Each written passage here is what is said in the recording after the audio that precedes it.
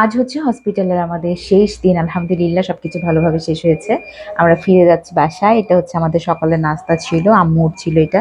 আর এটা ছিল আমার, সাথে ছিল যে সেমাই ছিল আর যাবতীয় ডিম ছিল। এটা ছিল ১০টা-১১টার, যেটা ওটস দুধ দিয়ে সেদ্ধ করা। আর ফলমূল ছিল। এটা সকাল ১০টার হচ্ছে নাস্তা ছিল। তারপরে নাস্তা শেষ করলাম।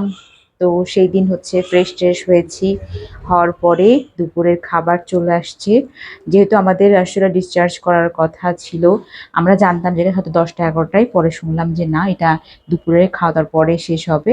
তো যেহেতু আমাদের দুজনের খাবার চলে আসছে, আম্মুর আর আমার, আর সাথে জাফরও আছে, আমরা ৩ জন মিলে এটা ভাগ করে খাবো। দুপুরে খাওয়া-দাওয়া শেষ করে রওনা হব। একসাথে খুবই এক্সাইটমেন্ট কাজ করছে যে নতুন বেবিকে নিয়ে বাসায় যাব। সেই সাথে বেশ কিছু ভয়ও কাজ করছে। কেন ভয় কাজ করছে সেটা হচ্ছে অন্য একটা ভিডিওতে শেয়ার করবো ইনশাল্লাহ। আর এই হচ্ছে আমার আনাজ সোনা পাখি। ওকে হচ্ছে রেডি করে দেওয়া হচ্ছে। ওকে এভাবে করে সুন্দর করে প্যাক করে রেডি করে দিচ্ছে। এটা আমি দেখে নিচ্ছিলাম যাতে এভাবে করে প্যাক করে বাসায় রাখতে পারি। যদিও এখন আসলে প্যাক করে রাখা সম্ভব না। এখন ও অনেক নড়াচড়া করে। এভাবে প্যাক আর থাকে না। তারপরেও হচ্ছে এইভাবে সুন্দর করে প্যাক করে দিয়েছে। কিন্তু কিছুক্ষণের মধ্যেই সে হচ্ছে হাগু করে দিয়েছে। তো যার কারণে সেভাবে প্যাক করে লাভ হয়নি। ওকে আবার ফ্রেশ করতে হয়েছে।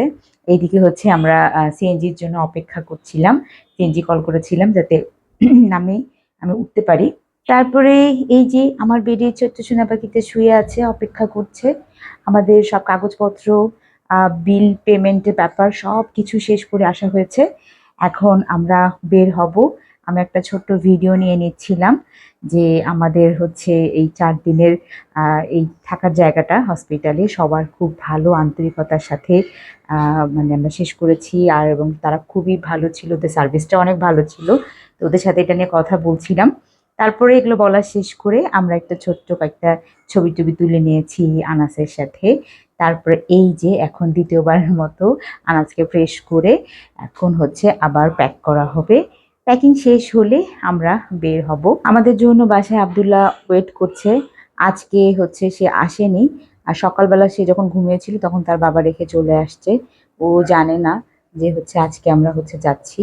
তো আমাদের আসলে যাওয়ার কথা ছিল ওই যে ১০টা-১১টার সময় আমরা ভেবেছিলাম।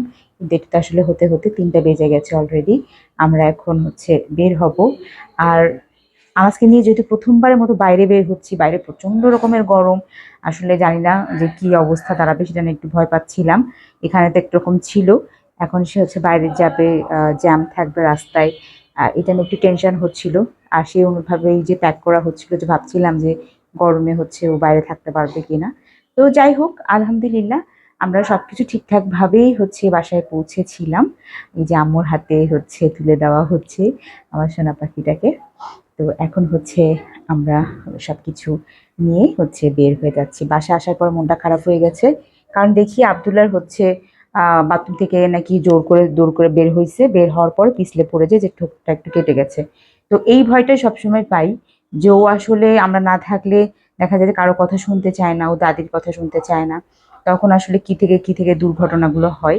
আসার পরে মনটা খুবই খারাপ হয়েছে যে সেদিন রাতটা, যে রাতে আমি এসিটাকে অন করে দিয়ে এভাবে প্যাক করে তো দেখা দিচ্ছিলাম। যাক আমি সেভাবে পারি কিনা।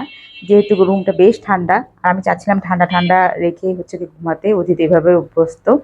তো এই যে আমার মতো করে আমি প্যাক করছি, যদিও তাদের মতো হয় না, তারা এত সুন্দর করে করে। আর আনাসও যেহেতু এখন একটু করে বড় হচ্ছে, ও আসলে প্যাকের মধ্যে থাকবে না, এটা খুবই স্বাভাবিক। ও হাত পা নড়াবে।